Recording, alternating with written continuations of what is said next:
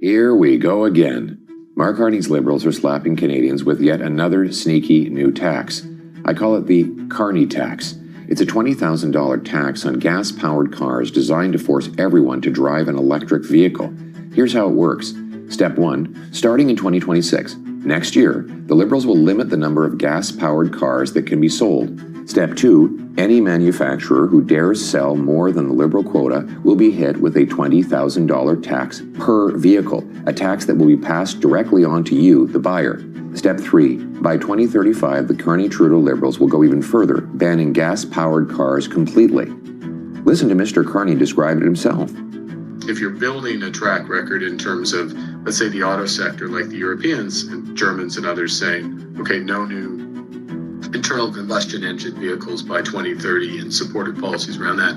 This Carney tax is an assault on Canadian workers and families.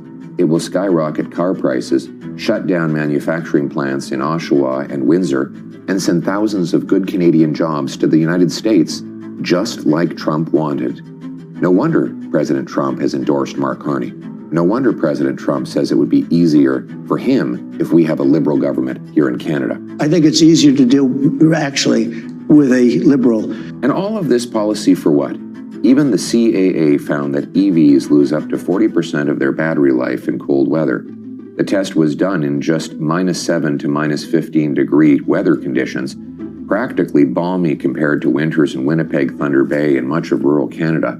But Mark Carney, who spent most of his adult life outside of Canada and only came home to be Trudeau's economic advisor, doesn't understand the realities of Canadian life. He doesn't care that his tax will make cars unaffordable and force families to choose between heating their homes and owning a vehicle.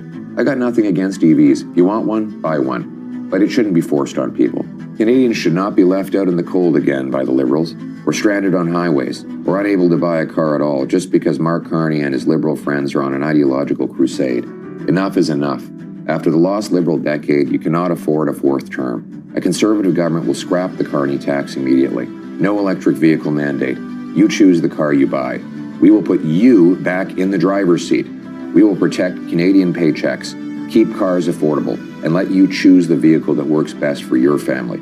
Because Canada should be a country again where hard work gets you a good life in a beautiful home, with a nice car parked in the driveway that you can afford to buy and drive. Parked there under a beautiful Canadian flag. Canada first, for a change. Let's bring it home.